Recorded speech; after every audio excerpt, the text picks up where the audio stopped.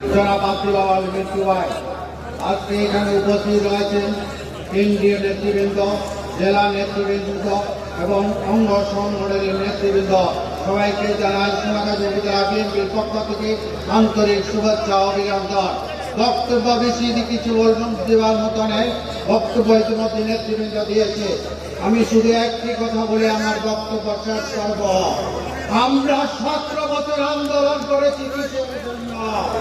গণতন্ত্রের জন্য। আমরা 17 বছর কিসের জন্য আন্দোলন করেছি? ভোট অধিকার প্রতিষ্ঠিত করার জন্য।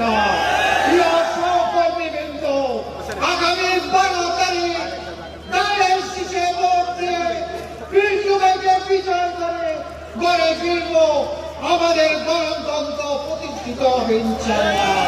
প্রিয় সহকর্মীবৃন্দ, আজকে আপনারা যারা এখানে উপস্থিত হয়েছে, আমরা প্রত্যেকে আব্দুল্লাহ দানের শীষে ভোট দেব ইনশাআল্লাহ।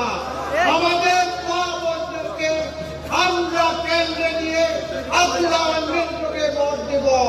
সবাইকে ধন্যবাদ। আসসালামু আলাইকুম ওয়া রাহমাতুল্লাহি ওয়া বারাকাতুহু। এই পর্যায়ে সংগ্রামী বক্তব্য আসছেন বাংলাদেশ জাতীয় দল